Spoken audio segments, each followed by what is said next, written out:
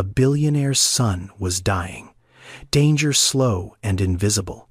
A rare blood disease eating him from the inside. Only one blood type could save him. AB negative, less than 1% of the population. And for 2 years, 24 months straight, one woman showed up, every single month, rolled up her sleeve, gave her blood, then went back to work, mopping floors in the same hospital. 3 floors below the child she was keeping alive. She had no idea whose veins her blood was flowing through. And he, a man worth $4.2 billion, a man who built an empire on saving children's lives with technology, had no idea that the only thing keeping his son breathing was a woman he walked past every single day without seeing. Then one night he found out everything.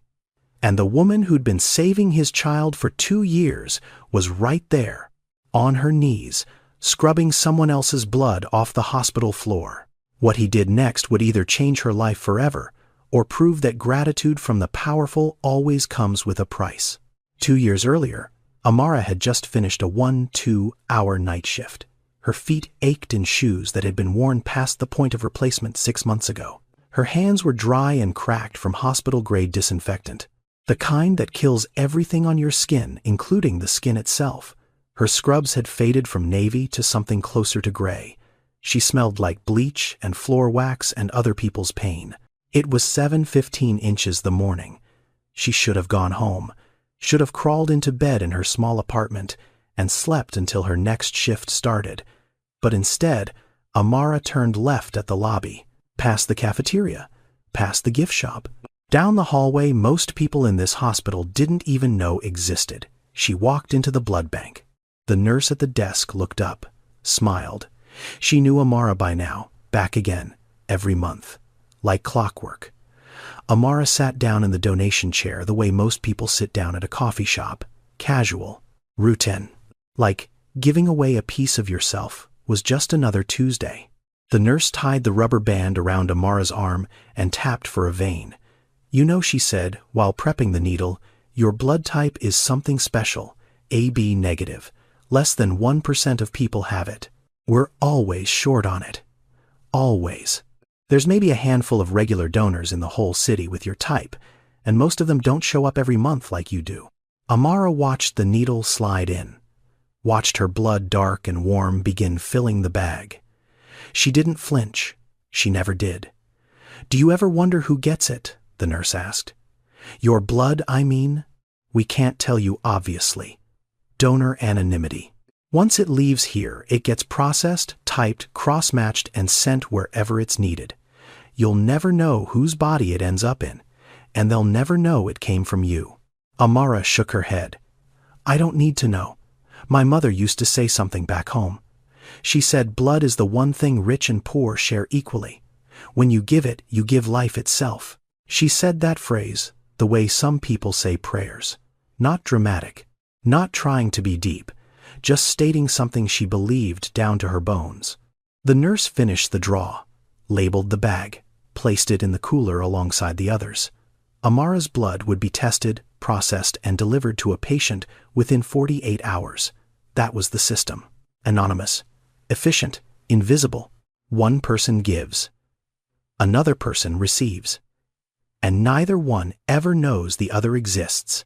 Amara pressed the cotton ball against the inside of her elbow, held it there. She'd done this 7 times before today. 7 months of quiet giving. She didn't do it for recognition. Didn't do it for money. There was no money. Blood donation is free. You give it, they take it, and the only payment is a cookie and a small cup of orange juice that Amara always accepted because she'd learned a long time ago never to turn down free food.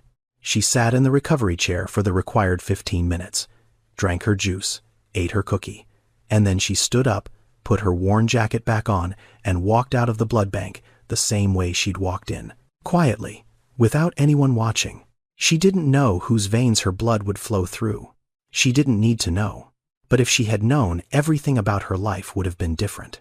Stay with me, because the child receiving Amara's blood right now is someone whose name you will recognize. Amara worked the night shift at St. Jude Children's Memorial, 7 p.m. to 7 a.m., 5 nights a week. sometimes 6 when she needed the overtime, which was most weeks. Her official title was Certified Nursing Assistant, CNA, the lowest rung on the hospital ladder. She made $15.40 an hour, after taxes that came to about $2.100 a month. In Chicago, where rent for a one-bedroom in a safe neighborhood costs more than that. Her job was simple, at least on paper.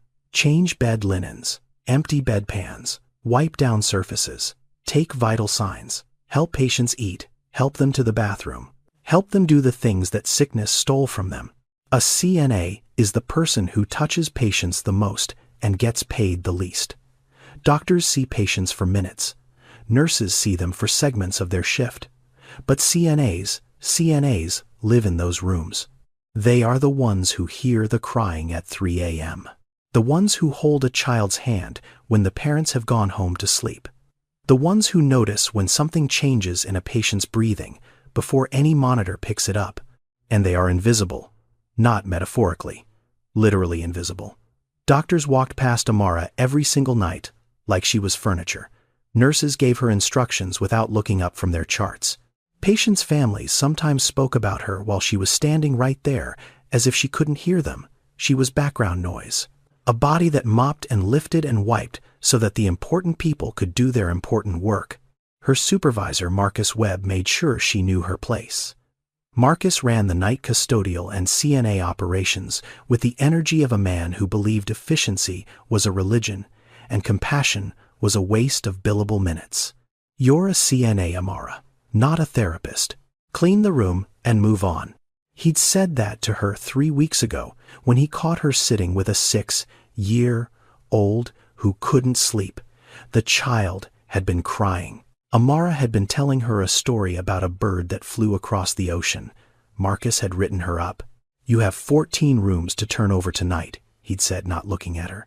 I don't care if the kid is crying. That's what nurses are for. You are here to clean. Do your job, or I'll find someone who will. Amara hadn't argued.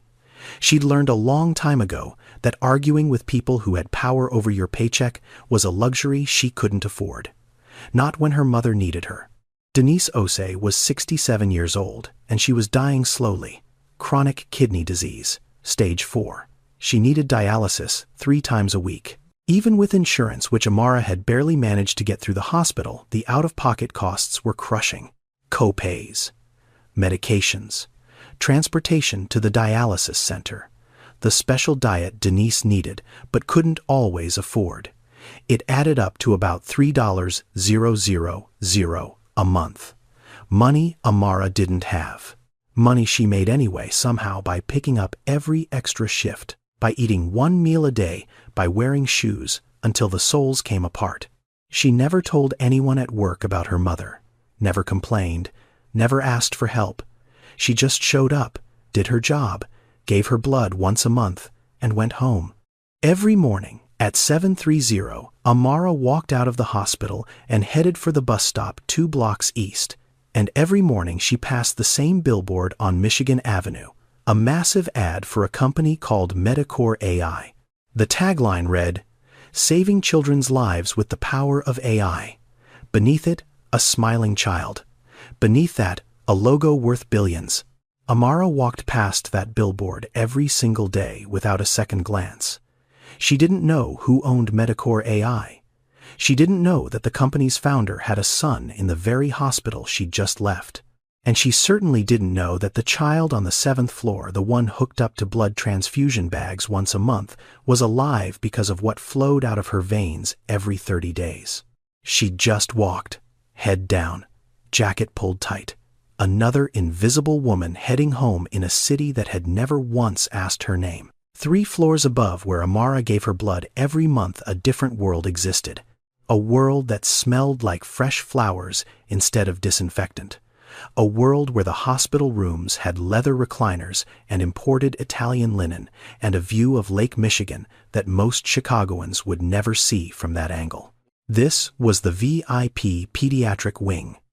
And in room 714, a 4-year-old boy named Elijah Fairfax was watching cartoons at 2 inches the afternoon while a bag of dark red blood dripped slowly into his tiny arm. His father sat beside him.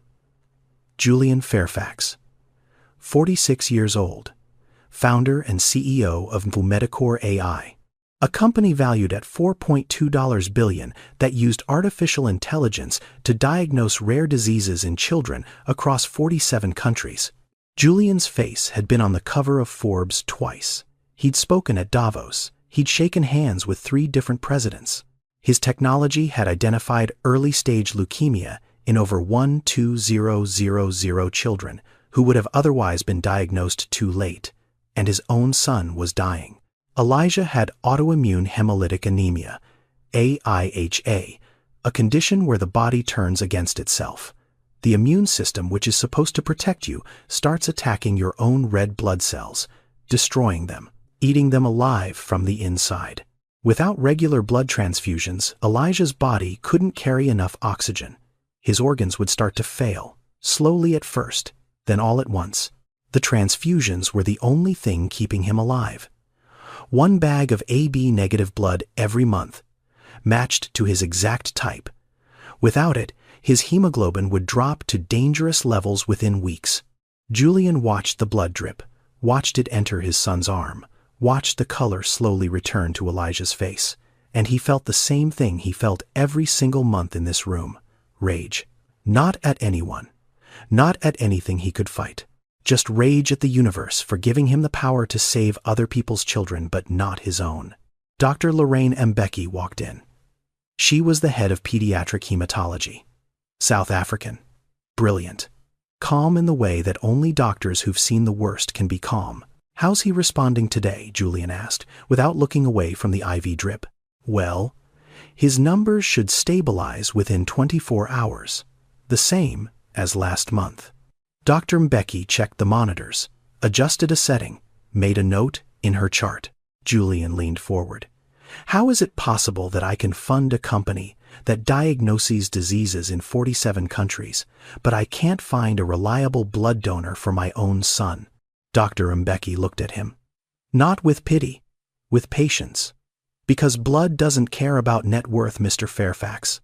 It only cares about compatibility. AB negative is the rarest type. Less than 1% of the population. We can't manufacture it. We can't synthesize it. And we can't force people to donate it. All we can do is hope that the right person shows up." Julian stared at the blood bag. Someone else's blood. A stranger's blood, the only thing between his son and a slow death, and he didn't even know who it belonged to. "Who donates this?" he asked. "Is it the same person every time, Dr.?" Mbeki paused. "Donor information is confidential, Mr. Fairfax. You know that. The blood bank operates on strict anonymity. It protects the donor from outside pressure, and it protects the integrity of the system. I'm not asking to pressure anyone. I want to thank them. I want to make sure they keep coming back. I want to know that my son's life doesn't depend on some anonymous stranger deciding to skip a month." Dr. Mbeki set down her chart. "I understand your concern. And I can tell you this much, not as his doctor, but as someone who has access to the donation records. Your son's primary donor has been consistent for over 18 months, the same person. Every month, without fail, without being asked, without knowing whose blood they're giving or why." Julian's jaw tightened. 18 months. Someone had been saving his son's life for a year and a half, and he didn't even know their name, didn't know if they were a man or a woman, didn't know if they were rich or poor, or young or old, didn't know anything. "And I can't know who they are, no. You cannot." Dr. Mbeki turned back to her computer. On the screen, a file, a donor profile, a name she recognized because she saw it every month when the blood bank processed the donation. She looked at the name, then she closed the file. "She'll be back next month. She always comes back." Julian didn't catch the pronoun. He didn't notice that Dr. Mbeki had just slipped. He was too focused on his son, too focused on the blood bag, too focused on the terrible, humbling reality that all his money, all his technology, all his power could not do what one anonymous stranger was doing for free. If you're already invested in this story, subscribe now and turn on notifications, because what's about to happen between Amara and the boy in room 714 will break your heart in the best way possible. It was a Tuesday night, 11:47 p.m. The 7th floor was quiet, the way hospitals get quiet after midnight. Not silent. Never silent. There's always the hum of machines, the soft beep of monitors, the distant sound of someone's TV left on too low to hear the words, but loud enough to know it's there. Amara pushed her cleaning cart down the hallway. Room by room, wipe, mop, check the trash. Restock the hand sanitizer. Move on. She'd done this 1,000 times. She could do it with her eyes closed. Room 714 was next on her list. The VIP room. She knocked softly. No answer. She pushed the door open. The room was dark except for the blue glow of the heart monitor and a small nightlight shaped like a rocket ship. In the bed, a small boy sat upright against 2 pillows, wide awake. Eyes big and dark and frightened. "Hey there," Amara kept her voice low. "You okay, sweetheart?" The boy looked at her. Studied her face. He was tiny for 4. Thin in the way sick children are thin. Not from hunger, but from the disease that was slowly stealing his body's ability to make the blood it needed. "I can't sleep," he whispered. "It's too dark, and the beeping is scary." Amara looked at the door. She had 13 more rooms to clean tonight. Marcus would check her progress at 1 a.m. She was already behind schedule. She should have moved on. Instead, she parked her cart in the hallway, walked back into the room, and sat down in the chair next to his bed. "What's your name?" she asked. "Elijah." "Well, Elijah, I'm Amara, and I'll tell you what, how about I stay for a few minutes, just until you feel sleepy? Would that be okay?" He nodded, small, grateful. Amara told him about the ocean in Ghana, about how the waves sound different there than they do in Lake Michigan, about the fishermen who go out before sunrise and come back with nets full of silver, about her grandmother who used to say, "The ocean remembers every person who's ever been kind to it." Elijah listened. His eyes got heavy. But before he fell asleep, he reached under his pillow and pulled out a piece of paper, a drawing. Crayon on printer paper, the kind of art only a 4-year-old can make. "This is the blood lady," he said, holding it up for Amara to see. She looked at it, a stick figure, brown skin, big hands, holding a red heart. "The blood lady?" Amara asked. "She comes every month." Elijah pointed to the IV pole next to his bed where the empty blood bag from his last transfusion still hung. "I don't know who she is, but my daddy says someone gives me their blood so I can be strong. I call her the blood lady. She makes me feel better." Amara felt something shift in her chest, something warm, something painful. "Do you think the blood lady knows she's saving me?" Elijah asked, his voice getting softer as sleep pulled him closer. Amara looked at this child. This tiny, brave boy with his crayon drawings and his rocket ship nightlight, and his body that was fighting a war it couldn't win alone. "I'm sure she does, sweetheart, and I'm sure she's happy to do it." Elijah smiled, closed his eyes. Within a minute he was asleep. Amara sat there for a moment longer, looking at the drawing, looking at the empty blood bag. She didn't connect them. How could she? She had no reason to. She was just a CNA who cleaned rooms and gave blood separately in different parts of the same building, never knowing that those 2 acts were part of the same story. She tucked the blanket around Elijah's shoulders, set the drawing on his bedside table, and quietly pushed her cart back into the hallway.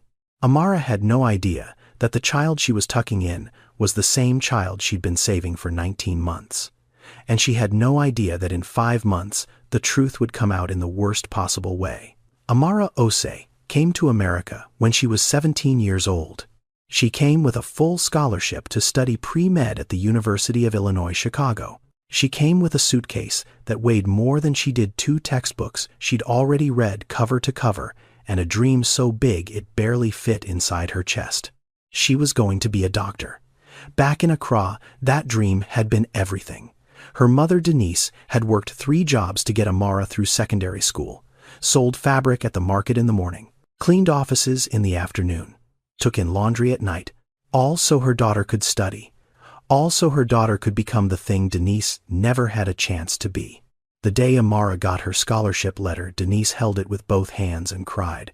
Not sad tears, the kind of tears that come when something you've been praying for your whole life finally shows up on paper.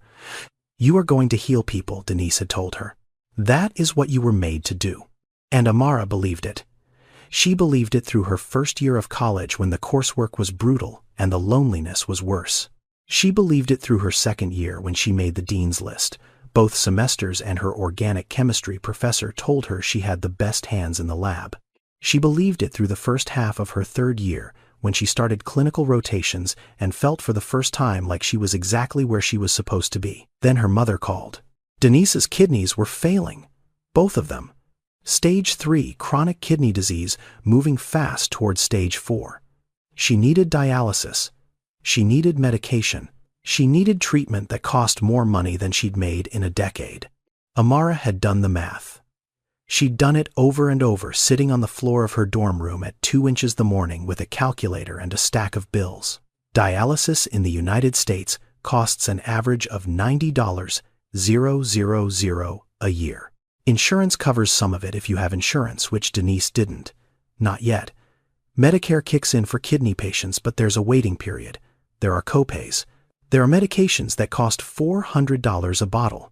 There are transportation costs and dietary requirements, and the 1,000 small expenses that pile up around a chronic illness like snow around a buried car. Amara couldn't afford tuition and her mother's treatment. She could afford one, not both.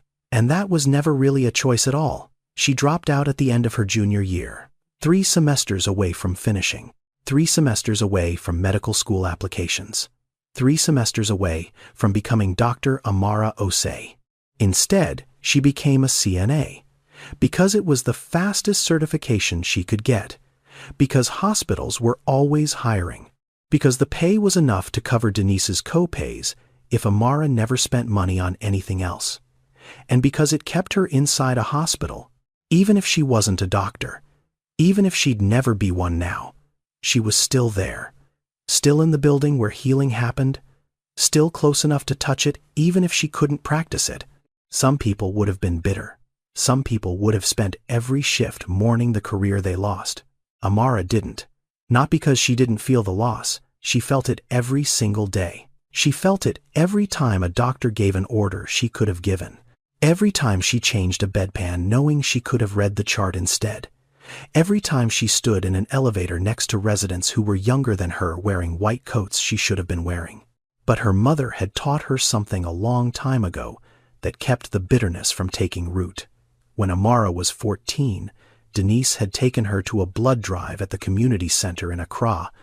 It was Amara's first time donating.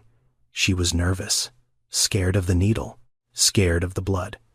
Denise had held her hand and said something Amara would carry with her for the rest of her life. Blood is the one thing rich and poor share equally. When you give it, you give life itself. Amara had been donating ever since.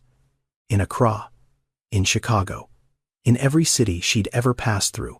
Not because anyone asked, not because she got paid, but because she had AB negative blood and she knew what that meant. It meant she was rare. It meant her blood was always needed, and it meant that every time she sat in that chair and opened her vein, someone somewhere would live who might not have lived otherwise. She didn't know who. She didn't need to know. That was the point. Giving wasn't about recognition. It was about responsibility. If you had something rare, something life-saving, something that cost you nothing but an hour and a little dizziness, then keeping it to yourself wasn't just selfish. It was wrong. Her mother had taught her that. And Amara believed it the way she believed in breathing. So she worked her shifts. She cleaned her rooms. She held children's hands in the dark. She paid her mother's medical bills. And once a month she gave her blood away for free to strangers she would never meet. Amara had given up medical school, but she'd never given up medicine. She practiced it every night in every room she cleaned, with every patient she comforted, and every month with every pint of blood she gave away for free. This story is about to take a turn that will change everything. Subscribe now and turn on notifications so you don't miss what happens next. It was a Thursday, 3:47 p.m., and on the 7th floor of St. Jude Children's Memorial. Something was going very wrong. Elijah Fairfax had been fine that morning. He'd eaten breakfast. He'd drawn pictures. He'd asked his father when he could go home the same question he asked every day, and Julian had given the same answer he always gave. Soon, buddy. Soon. But by noon, Elijah's skin had turned the color of old paper. His eyes, usually bright and restless, had gone dull. His breathing was shallow, fast, wrong. Dr. Mbeki was paged at 115. By 130 she was in the room reading his blood panel, and her face told Julian everything he needed to know before she said a single word. "He's in hemolytic crisis, doctor," Mbeki said. "His body is destroying red blood cells faster than we've ever seen. His hemoglobin is at 5.2 and dropping." "What does that mean?" Julian asked, even though some part of him already knew. "It means his organs are not getting enough oxygen. If we don't get his hemoglobin up within the next 6 hours, we're looking at organ failure, starting with his kidneys, then his heart." Julian gripped the bed rail. His knuckles went white. "Then transfuse him. Do it now. We don't have the blood, Mr. Fairfax." Those 5 words landed like a physical blow. "What do you mean you don't have the blood?" AB negative is the rarest blood type in the country. Less than 1% of Americans carry it. The national blood supply is critically low right now, especially for rare types. We've contacted every regional blood bank within 200 miles. Nobody has AB negative in stock. Nobody. Julian stared at her. "This is a $400 million hospital. You're telling me you can't find a bag of blood?" "I'm telling you that money cannot create blood that doesn't exist," Dr. Mbeki said. Her voice was steady, but her eyes were not. "We have exactly 0 units of AB negative on hand. The only reliable donor we've had for the past 2 years." She stopped. She didn't finish the sentence. What Julian pressed. "The only donor." What Dr. Mbeki looked at him. Looked at Elijah. Looked at the monitor that showed his son's hemoglobin dropping in real time. "I'll make some calls," she said quietly. And left the room. What Dr. Mbeki almost said would have changed everything, but she held her tongue, and that silence nearly cost Elijah his life. It was 9:42 p.m. when Amara heard about it. She was on the 3rd floor, restocking supply closets, when 2 nurses came around the corner, talking in the urgent, clipped tones that hospital staff use when something is going badly. "Pediatric VIP on 7, 4-year-old in hemolytic crisis. They need AB negative and nobody has it. They've been calling blood banks all day. Nothing." The other nurse shook her head. "That poor kid. If they don't find a match by midnight, they're talking about emergency exchange transfusion. And even that's a long shot without the right type." They turned the corner and were gone. They hadn't noticed Amara standing there with an armful of bedsheets. AB negative. Amara set the sheets down slowly. Her heart was beating in a way it hadn't beaten in a long time. Not fast, not panicked, but loud, deep. The way it beat when she knew something with absolute certainty. She had AB negative blood. She'd donated 3 weeks ago. The guidelines say you need to wait at least 8 weeks between donations, 56 days. She was at 21. Donating now would be early. Too early. Her iron levels might not have recovered. She could get dizzy. She could faint. In rare cases, donating too frequently can cause serious anemia, the kind that puts the donor in a hospital bed. Amara knew all of this. She'd been donating long enough to know the rules by heart. She also knew that somewhere above her, a child was dying, because nobody in this entire city had what she had. She walked to the blood bank, pushed open the door. The same nurse who always drew her blood looked up surprised. "Amara, you're not due for another 5 weeks." "I know. I'm here because I heard you need AB negative." "I have it. Take mine." The nurse shook her head. "I can't. You donated 3 weeks ago. Your hemoglobin might not be high enough. If I draw you now and your levels crash, I'm putting you at risk. There are protocols." "I know the rules," Amara said, and her voice was calm, steady. The voice of a woman who had made her decision before she walked through the door. "I also know that somewhere in this hospital a child is dying because nobody has what I have. So take my blood. I'll deal with the consequences. The nurse hesitated, looked at her screen, looked at Amara. Then she paged Dr. Mbeki. Dr. Mbeki arrived 4 minutes later. She looked at Amara, and something shifted behind her eyes.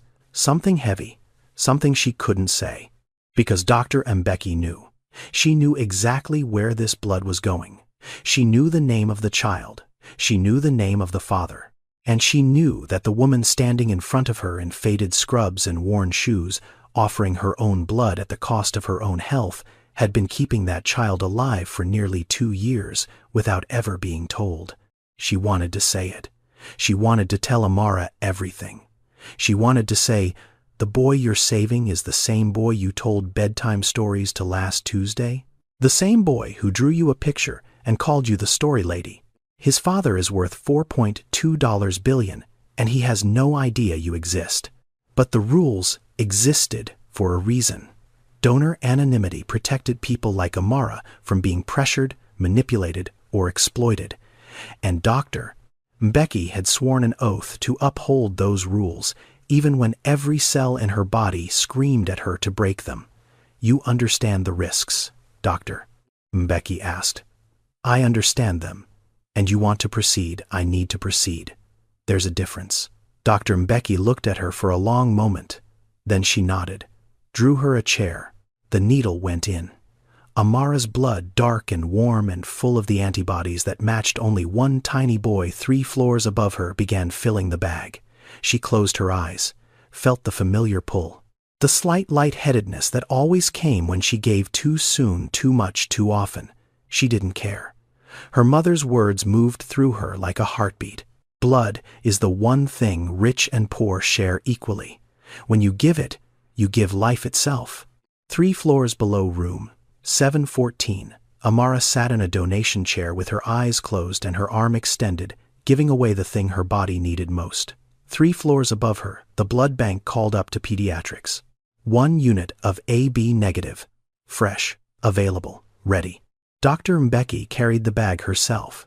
She didn't trust a courier with this one. She walked it up the stairs because the elevator was too slow. She walked into room 714, where Julian Fairfax sat beside his son, holding the boy's small hand, his face gray with the kind of fear that money cannot fix. She hung the bag, connected the line, started the drip. Julian watched the blood enter his son's arm. Dark red, warm, somebody else's life flowing into his child. He didn't know whose. He just watched. Elijah's breathing slowed first. Not in a bad way. In the way that happens when a body finally gets what it needs. His color started to shift, the waxy gray fading to something warmer, something alive. His fingers, which had been cold to the touch for hours, began to warm. Julian pressed his forehead against his son's hand. He didn't speak. He couldn't. The relief was so enormous, it had taken his language away. 3 floors below, Amara was lying in the recovery chair. The room was spinning slightly. Her arms felt heavy. The nurse had given her juice and crackers and strict instructions not to move for 30 minutes. She was dizzy, tired. Her body was telling her she'd given too much too soon. She lay there in the quiet of the blood bank, staring at the ceiling, listening to the hum of the refrigeration units that held the donations. She didn't know that her blood was at that very moment pulling a 4-year-old boy back from the edge. She didn't know that the boy's father was crying 3 floors above her head. She didn't know that the drawing of the blood lady was sitting on Elijah's bedside table right next to the IV pole that held the bag with her name on it. She didn't know any of it. She just lay there, dizzy and tired, and quietly certain that she'd done the right thing. 2 people in the same building, connected by blood, separated by 3 floors, and a wall of anonymity that was about to crack. The next morning, Julian Fairfax was in Dr. Mbeki's office before she'd even finished her coffee. "I need to know who the donor is." He said it like a man who was used to getting answers, like a man who signed checks that built hospital wings, like a man who had never been told no by anyone who wanted to keep their funding. "Doctor." Mbeki set her cup down. She didn't flinch. "You know I can't do that, Mr. Fairfax. My son almost died last night. He almost died because we ran out of blood. And you're telling me there's one person, one single person in this entire city who has been keeping him alive for 2 years, and I'm not allowed to know their name. That's exactly what I'm telling you. Julian stood up, paced to the window, paced back. He was a man who solved problems for a living, who built systems, who fixed things. And right now, the thing he needed to fix was the gap between his son's survival and a name he wasn't allowed to hear. There are laws around this, Dr. Mbeki continued. Donor anonymity isn't a suggestion. It's a federal protection. It exists because without it, donors get pressured, they get harassed, they get guilt-tripped into giving more than their bodies can safely handle. The system works because donors trust that their privacy will be respected. If we break that trust, donors stop coming. And if donors stop coming, children like Elijah die. Julian turned to face her. I'm not going to pressure anyone. I want to thank them. I want to make sure they're taken care of. I want to guarantee that my son has a reliable source of blood going forward. And I understand that, Dr. Mbeki said. But what you want doesn't override what they're entitled to. This person chose to donate anonymously. That means they chose not to be found. And respecting that choice is not optional, not for you, not for me, not for anyone. Julian's jaw tightened. He pulled out his phone, opened his banking app, turned the screen toward Dr. Mbeki. $5 million. Right now, transferred to this hospital's general fund. All I need is a name. Dr. Mbeki looked at the screen, looked at the number. Then she looked at Julian with an expression that made something shift inside his chest. And if I sell that name for $5 million, what does that make me?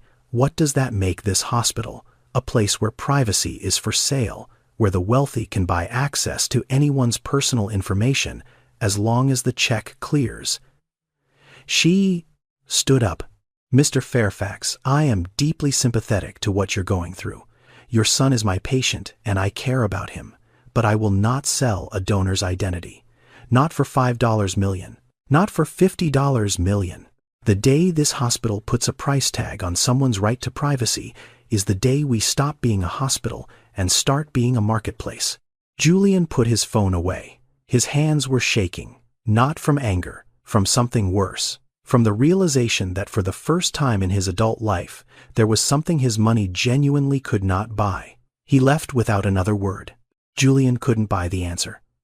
But he was about to stumble into it in a way that would shatter every assumption he'd ever made about who saves lives and who deserves to be saved. The same week Julian was trying to buy a name, Amara was sitting in a different doctor's office, getting news that would break her. Her mother's nephrologist was a kind man with tired eyes who delivered bad news the way all good doctors do, gently, but without false hope. Denise's kidneys were done. Both of them. Stage 5. End-stage renal disease. Dialysis was no longer enough. She needed a transplant. Without one, the doctor said she had maybe 6 months, maybe less. Amara sat in the plastic chair and listened and didn't cry. Not yet. She saved that for later. The numbers hit her like a wall. A kidney transplant costs between $250,000 and $400,000. Insurance would cover a portion, but Denise's coverage had gaps, big ones. After everything was calculated, co-pays, medications, post-surgical care, rehabilitation, Amara was looking at roughly $120,000 out of pocket. She made $15.40 an hour. She had $2.300 savings. She didn't have a credit card. She didn't own property. She had nothing to borrow against and no one to borrow from. That night, she sat at her kitchen table with a calculator and a legal pad and tried to make the math work. She could pick up more shifts. She could work 7 days a week. She could stop eating lunch. She could sell the car she didn't have. She could do all of those things and still not have enough. And then, another thought crept in. A quieter one. A colder one. She could stop donating blood. Not permanently, just for now. Her body was still recovering from the early donation. She'd been tired for weeks, dizzy sometimes. Her iron was low. The blood bank nurse had told her to take it easy, eat more red meat, wait the full 8 weeks before coming back. If she kept pushing herself, kept donating, on top of working double shifts, her own health would collapse. And if she collapsed, there would be nobody to take care of Denise. But if she stopped donating somewhere in this hospital, a child with AB negative blood would have one less option, one less chance, one less month of guaranteed survival. She was choosing between her mother's life and a stranger's child. Amara drove to the dialysis center the next morning. Denise was in her chair, hooked up to the machine that cleaned her blood 3 times a week because her kidneys no longer could. She looked smaller than she had last month. Thinner, more fragile. Amara told her about the transplant, about the cost, about the impossible math. She did not tell her mother about the blood, but Denise knew. Mothers always know. "You're thinking about stopping, aren't you?" Amara looked away.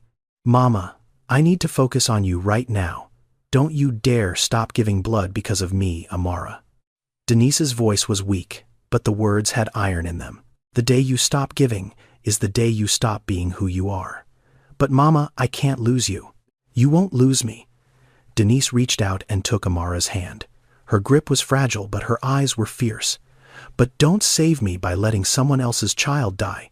That is not who I raised. That is not who you are."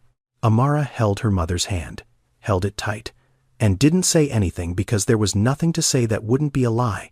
That night, at 3 a.m., Amara sat in her car in the hospital parking lot. The engine was off. The windows were fogged. She'd just finished a 1-2-hour shift, and she was so tired, her bones ached. She cried. Not the pretty kind of crying, the ugly kind. The kind where your whole body shakes and you can't breathe, and you press your face into the steering wheel, and you make sounds that don't belong in a language. She cried because she was broke, and her mother was dying, and she was exhausted, and nobody in the world knew her name. She cried because she'd given away her blood 24 times and never once been thanked. And she didn't want to be thanked. But she also didn't want to be invisible anymore. And she hated herself for wanting that, because wanting recognition for kindness felt like it made the kindness less real. She cried in the dark, in an empty parking lot, at 3 inches the morning, and nobody saw her. Nobody ever saw her. It was 11:30 p.m. on a Tuesday when Julian Fairfax's world broke open. He'd come to the hospital unannounced, couldn't sleep, couldn't stop thinking about the hemolytic crisis, couldn't stop hearing Dr. Mbecky's voice saying, "We don't have the blood." So he'd driven to St. Jude in the middle of the night to sit with Elijah, to watch him breathe, to count the rises and falls of his small chest, and convince himself his son was still alive. He was walking from the elevator toward the VIP wing when he passed the blood bank. The door was ajar, the hallway was empty, and 2 nurses inside were talking. He wouldn't have stopped. He wouldn't have listened. But one of them said a name that caught his ear. "Amara's back again. 3rd time this month she's come in to check on the schedule. Wants to make sure she's set for her next donation." The other nurse laughed softly. "That woman is something else. She's the only AB negative regular we've got. Has been for 2 years now. Shows up like clockwork. Never misses. Even came in early last month when we had that emergency." Julian stopped walking.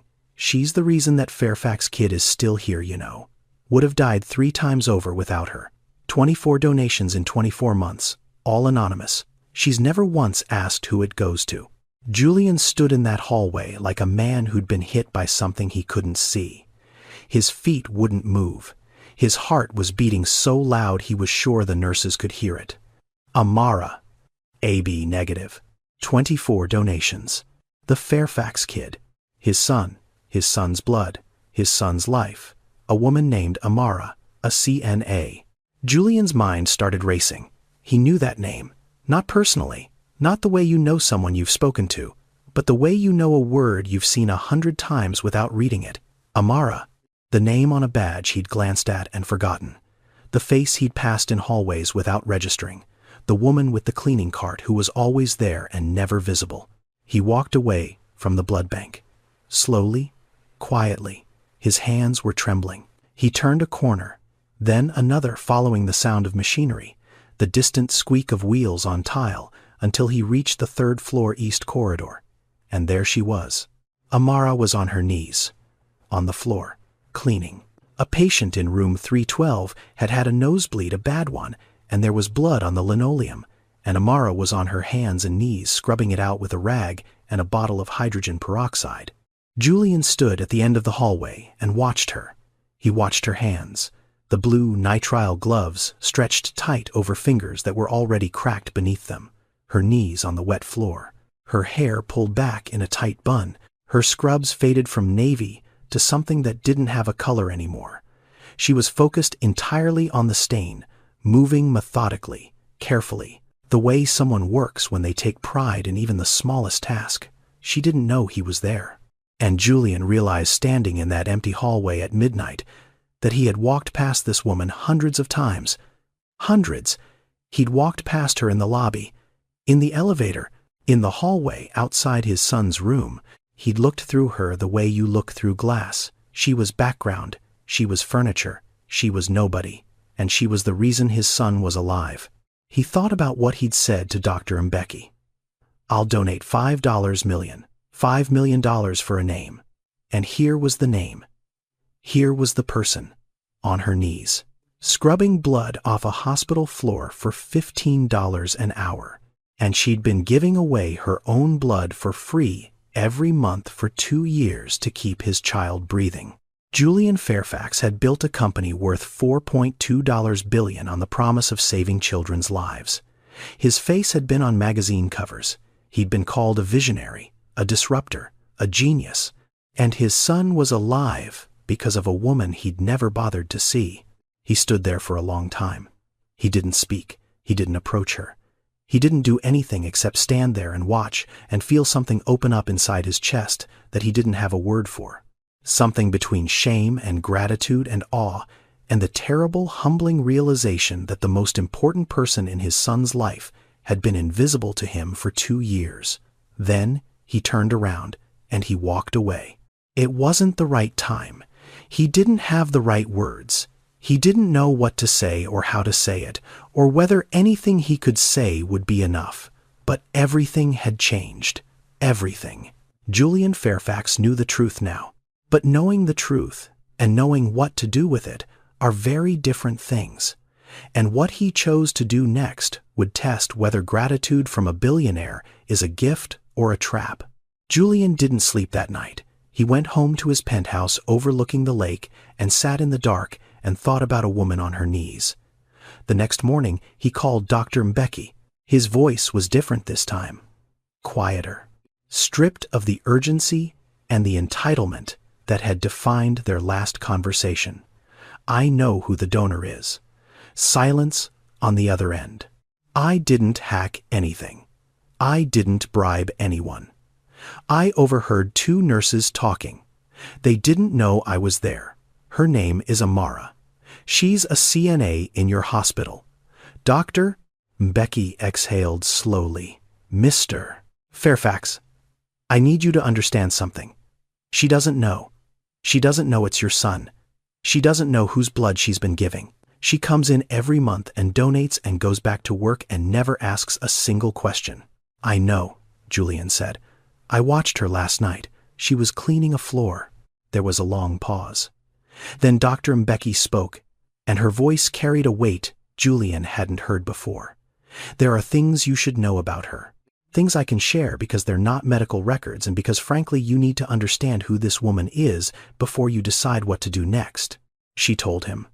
Not the medical details, not the donor file, but the things anyone at the hospital could have told him if he'd ever bothered to ask: that Amara had been a pre-med student, that she'd dropped out in her 3rd year to pay for her mother's kidney treatment, that her mother was now in stage 5 renal failure and needed a transplant, that Amara worked double shifts to cover the dialysis copays, that she'd been donating blood since she was a teenager, that she'd donated early during the crisis against medical advice at risk to her own health because she heard there was a child who needed AB negative and she couldn't walk past that need without stopping.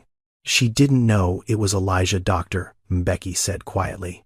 She just heard a child was in trouble. That's all she needed to hear. Julian sat in his office chair, a chair that cost $4,000, in a room with a view of the Chicago skyline, in a building that bore his name on the lobby wall, and he thought about a woman who earned less in a year than his chair cost, a woman who had given up her dream of being a doctor to save her mother, a woman who gave away her blood every month even though it made her sick, a woman who cleaned the floors of the hospital where his son slept and never once mentioned that she was the reason that child was alive.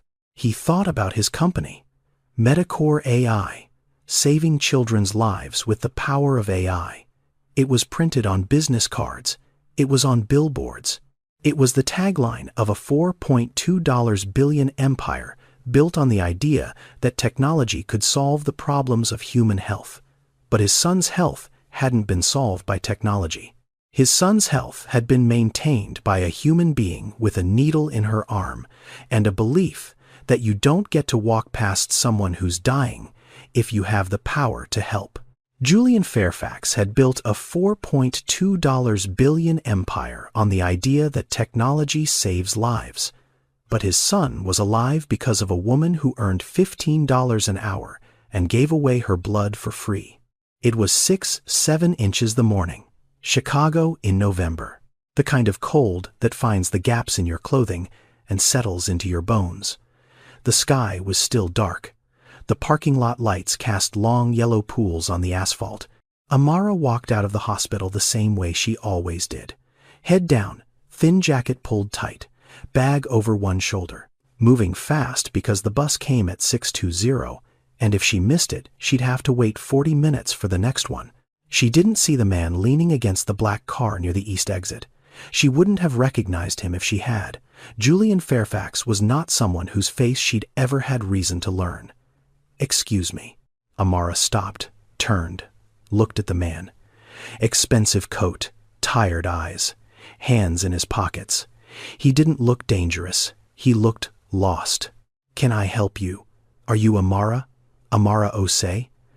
She felt something tighten in her chest.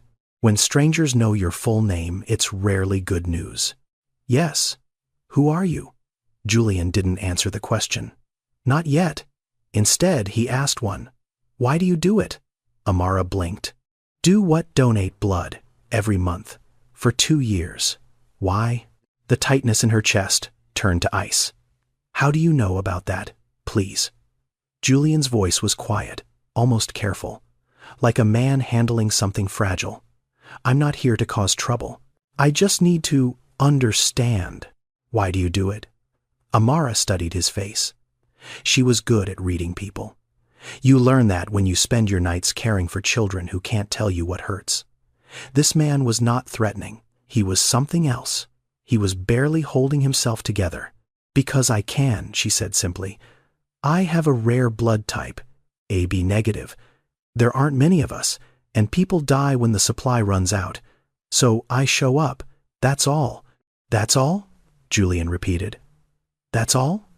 He was quiet for a moment. Steam from his breath rose and disappeared. "My name is Julian Fairfax. I have a son named Elijah. He's 4 years old. He's been a patient at this hospital for over 2 years. He has a condition that destroys his red blood cells. Without regular transfusions, he dies. And the only blood type that matches his is AB negative." Amara felt the ground shift under her feet. Not physically, but something inside her moved. Something she couldn't name yet. "For 24 months, Julian continued, one person has been keeping my son alive. One donor, the same person, every single month, anonymous, consistent, never missed once. The hospital wouldn't tell me who. They couldn't. Donor confidentiality." He looked at her. "It's you, Amara. You're the one." The parking lot was very quiet. A car passed on the street. Somewhere a bird called out in the dark. Amara stood perfectly still. "Your son?" she said. "What room is he in 714? 7th floor. VIP wing. The room with the rocket ship nightlight." She felt something crack open inside her chest. Not break, crack open. The way a seed cracks when something inside it starts to grow. "Elijah," she whispered. "You know him. I clean his room. On the night shift." He can't sleep sometimes. I tell him stories." Julian's face changed. Something behind his eyes collapsed. "He talks about a blood lady," Amara said, and her voice was shaking now. "He calls the blood bag the blood lady.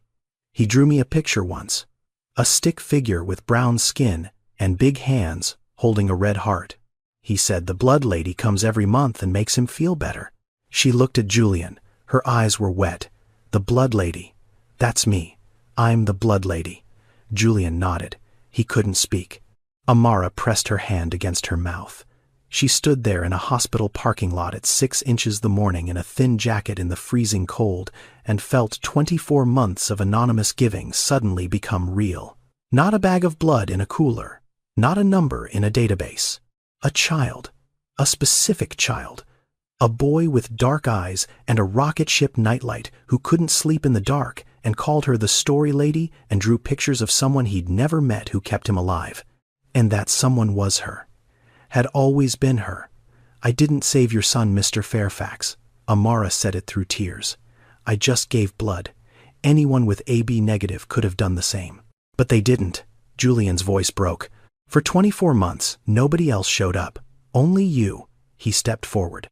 And then Julian Fairfax, a man worth $4.2 billion, a man whose name was on buildings and magazine covers and the sides of hospital wings, did something that shocked Amara into silence. He knelt down, right there, on the cold asphalt, in his expensive coat, on his knees. But he didn't kneel to say thank you.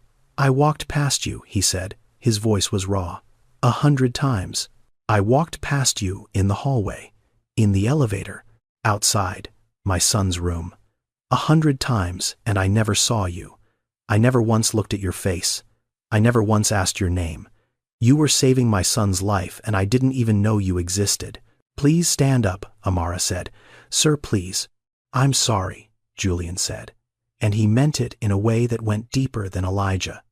He was sorry for every invisible person he'd ever walked past, every CNA whose name he'd never learned, every cleaner whose cart he'd stepped around without a glance. He was sorry for 46 years of not seeing. Amara reached down and took his arm, gently. The way she'd lift a patient, the way she'd comfort a child. She helped him stand. They stood there, 2 people from different worlds in a parking lot, in the cold, at 6 inches the morning, both crying, neither speaking.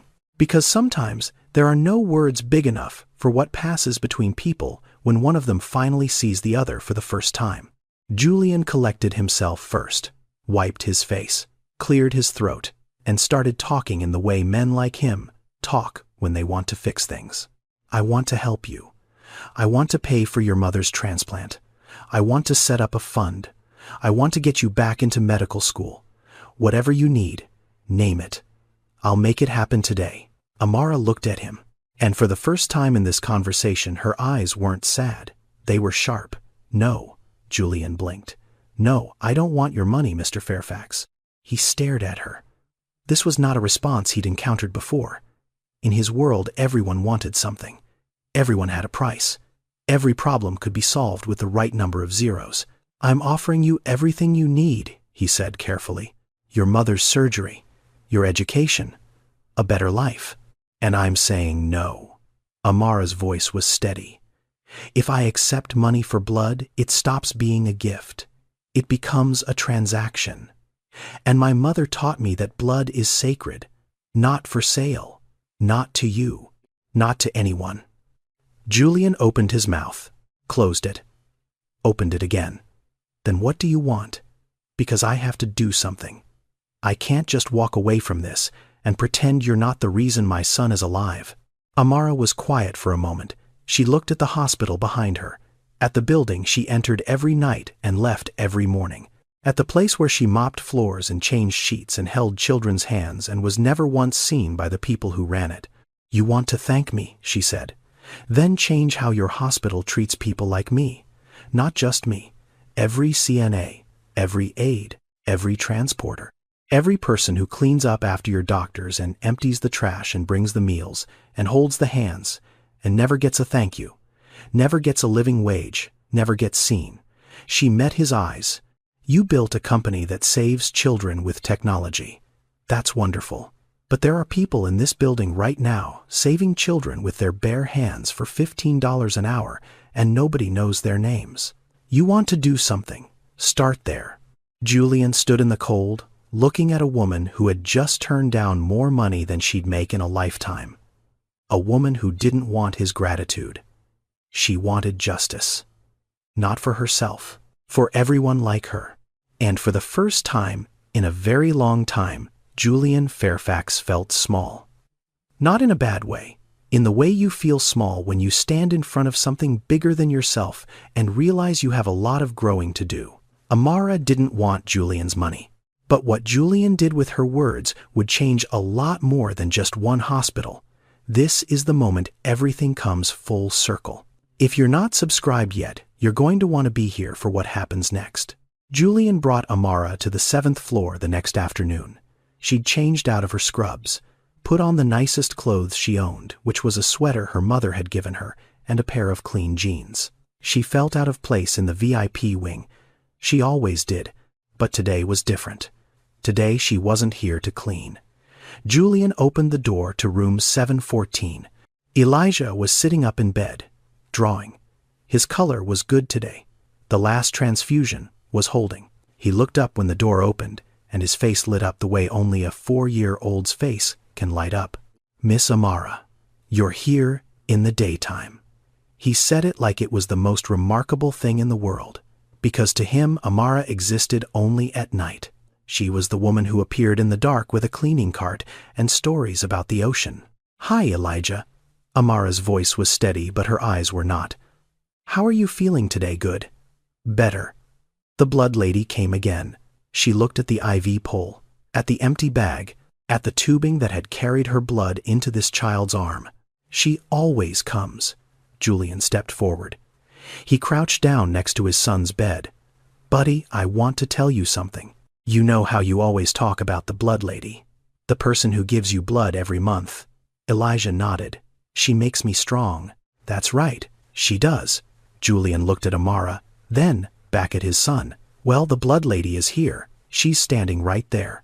Elijah looked at Amara, then at his father, and quote, then at Amara again. A 4-year-old's mind works differently than an adult's. There's no filter between understanding and expression, no social calculation, no hesitation. Elijah looked at Amara, the woman who told him stories about fishermen and oceans, and at the empty blood bag, the invisible hero who kept him alive, and his eyes went wide. "You're the blood lady and the story lady. You're two people." Amara laughed, a short broken sound that was half laugh and half sob. "No, sweetheart. I'm just one person. I just do two things." Elijah stared at her with an expression of pure, unfiltered wonder, the kind of wonder that only exists before the world teaches you to be cynical. Then he opened his arms.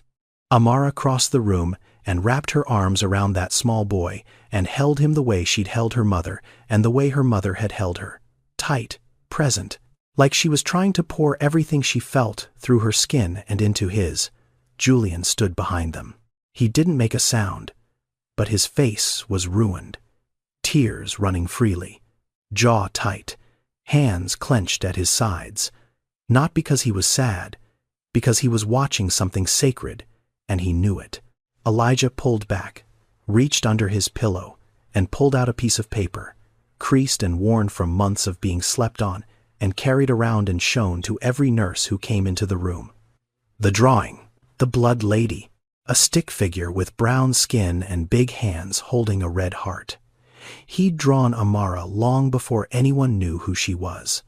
A child had seen her before a billionaire ever did. "This is you," Elijah said, holding the drawing up to Amara. "I made it for you. I was saving it. Because I knew you'd come one day." Amara took the drawing, held it with both hands, looked at it through tears that wouldn't stop. A stick figure. Crayon on printer paper, brown skin, big hands, a red heart. It was the most valuable thing anyone had ever given her. Julian Fairfax went home that night and couldn't sleep.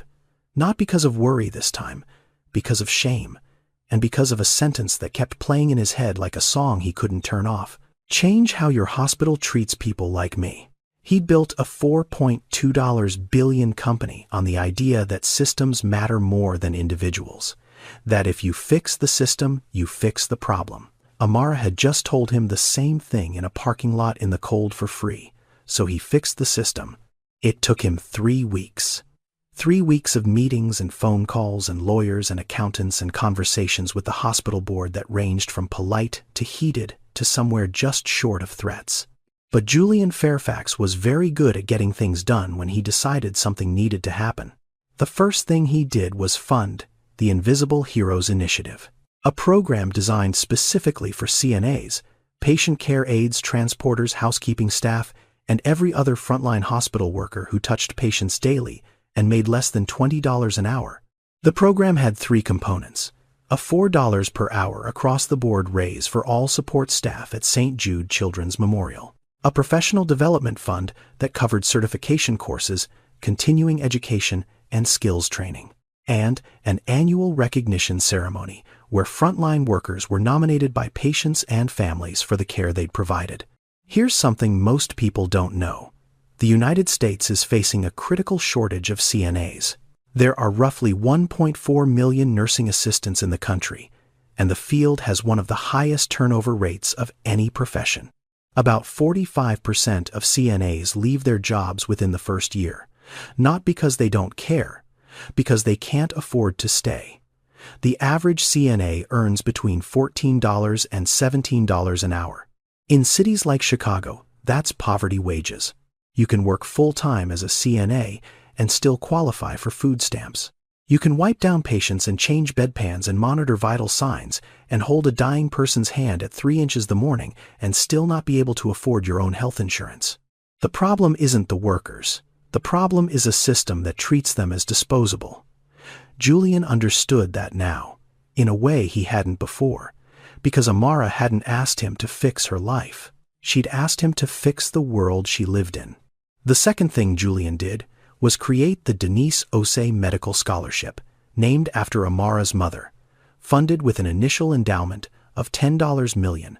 The scholarship was open to any frontline healthcare worker, CNA aide, transporter technician, anyone who worked in a hospital in a support role and wanted to pursue medical education. Full tuition, full stipend, no strings attached. Julian hadn't told Amara about the name. He'd chosen it without asking because some things you don't need permission to honor. The third thing he did was the biggest.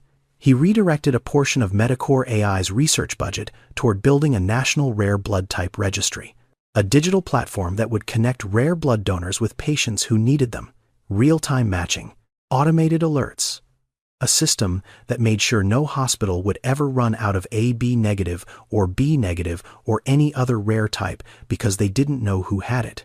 The technology that had built Julian's empire was finally being used to solve the problem that had almost killed his son.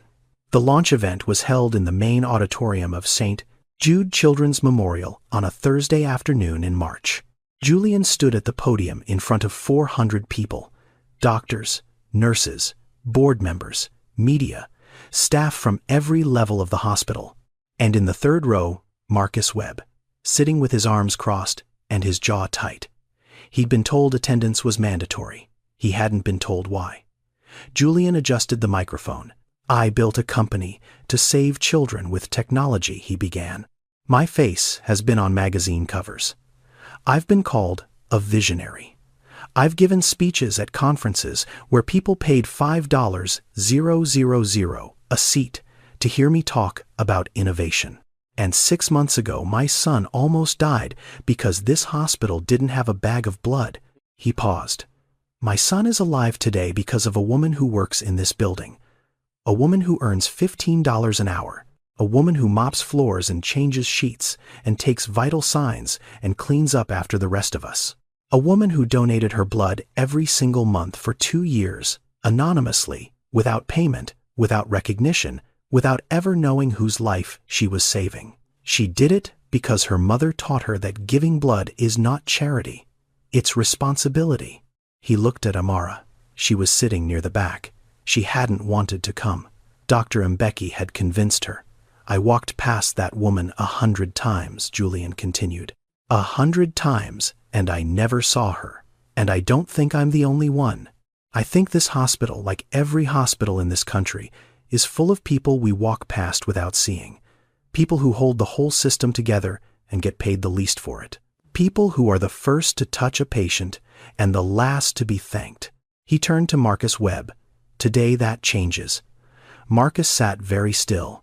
His face revealed nothing, but his crossed arms slowly fell to his sides. Julian announced the Invisible Heroes Initiative. He announced the Denise Osei Scholarship.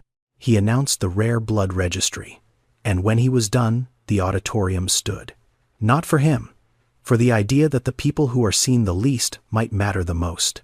Amara didn't stand. She sat in her chair in the back row and wept quietly.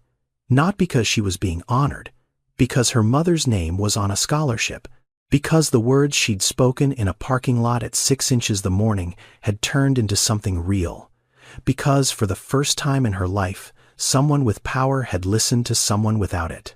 1 year later, Amara walked into a lecture hall at the University of Illinois Chicago School of Medicine. She was 35 years old. She was carrying a backpack that still had a hospital ID clipped to the front pocket. She was wearing the same shoes she'd worn on the night shift because she hadn't had time to buy new ones. And she was surrounded by two-year-olds who had never mopped a floor, or drawn blood from their own arm, or sat with a dying child at 3 inches the morning. She sat down in the third row, opened her notebook, looked at the whiteboard where the professor had written the first lesson of the semester. It felt like a dream. The kind you don't believe even while you're living it. The Denise Osei Scholarship covered everything. Tuition, books, a monthly stipend. Amara had applied without knowing who funded it. The letter had come from the hospital's education office formal official, no mention of Julian Fairfax. She'd read it 3 times before she believed it. And there was something else. Her mother was alive. Denise had received a kidney transplant 4 months ago. The donor was anonymous. The costs had been covered through a hospital charity fund that Amara had never heard of before. Dr. Mbeki had helped coordinate the paperwork. Everything had been clean, official, no strings, no names. Amara suspected. She couldn't prove it, but she knew how anonymity worked better than most. She'd spent 2 years giving anonymously, and now for the first time she was on the other side of that wall, receiving without knowing. Grateful without a name to direct the gratitude toward. The symmetry was not lost on her. She sat in that lecture hall surrounded by students, young enough to be the children she'd cared for, and she looked at her hands. The same hands, the ones that had scrubbed hospital floors, the ones that had held the arms of sick children in the dark, the ones that had opened their veins 24 times so a stranger's blood could keep a small boy alive. Those hands were holding a medical textbook now. The same hands, different purpose, same person. Her mother's voice moved through her quiet and steady the way it always did when Amara needed to remember who she was. Blood is the one thing rich and poor share equally. When you give it, you give life itself. Amara picked up her pen, and she began to write. 4 years later, on a bright Saturday morning in June, Amara Osei walked across a stage. She was 39 years old. She wore a black gown and a hood trimmed in green, the color of the medical school. Her name was called by the dean of the University of Illinois Chicago College of Medicine, and when she stood, the audience erupted. Not the polite applause that greets every graduate. Something louder, something that came from the gut. Because the people in that auditorium knew her story. Not all of them, but enough. The classmates who'd studied with her. The professors who'd watched her outperform students a decade younger. The hospital staff who'd come to see one of their own cross the line from the lowest rung to the highest. She walked to the podium, received her degree, Doctor of Medicine, specialization in pediatric hematology, the study of blood diseases in children, the exact field that had defined Elijah's life, and in a way she couldn't have predicted her own. She turned to face the audience. In the 5th row, Elijah Fairfax sat between his father and Denise Osei. Elijah was 11 now, tall for his age, healthy. His AIHA had gone into sustained remission 18 months ago, thanks to a combination therapy developed by Medicor AI's research division, informed in part by clinical observations Amara had contributed during her residency. Rotations. The disease that had nearly killed him had become the bridge that connected his treatment to her training. Denise sat in a wheelchair. She was 74 now, thin, but her eyes were bright and her back was straight, and she was wearing the same gold earrings she'd worn the day she first took Amara to donate blood in Accra. Julian sat with his hands folded in his lap. He wasn't crying yet. He would be. Amara looked down at the audience from the stage. Hundreds of faces, but she found the one she was looking for. Elijah was holding something up, a piece of paper, creased, yellowed at the edges, torn in one corner from years of handling. The drawing, the blood lady, a stick figure with brown skin and big hands holding a red heart. He'd kept it. For 7 years, he'd kept it. And now he was holding it up in an auditorium full of people smiling at the woman who had once been his midnight storyteller and his anonymous lifeline, and who was now officially a doctor. Amara looked at that drawing and felt everything at once. Every night shift, every pint of blood, every floor she'd mopped, every time she'd been looked through like glass. Every time she'd sat with a scared child in the dark and told stories about oceans and fishermen and kindness. It all came down to this. A piece of paper in a boy's hand. She didn't speak. She didn't need to. She looked at her hands. The same hands that had mopped floors and donated blood and comforted a scared little boy in the dark. Now they would hold a stethoscope. But they would never forget where they'd been. Thank you for following Amara's incredible journey from invisible CNA to the doctor who helped save the boy she'd been saving all along. If this story moved you, if it made you think differently about the people you walk past every day, please subscribe to this channel and share this video with someone who needs to hear it. Here's the truth. There are people in your life right now who are giving everything they have and getting nothing in return. People who show up every day, do the hardest work, and never get seen. They're in your hospitals, your schools, your offices, your neighborhoods. They're mopping floors and driving buses and stocking shelves and caring for your parents and your children. And most of us walk right past them. Amara's mother used to say something that I want you to carry with you. Blood is the one thing rich and poor share equally. When you give it, you give life itself. So I have 2 questions for you. When was the last time you donated blood? And when was the last time you truly saw someone you walk past every day? Leave your answer in the comments. Share this video with someone who gives without being seen. And if you or someone you know has a rare blood type, please consider becoming a regular donor. You might be the only match for a child who's counting on you. Until next time, stay kind, stay giving, and never underestimate the power of what flows through your veins. Subscribe now and turn on notifications so you never miss another story like this one.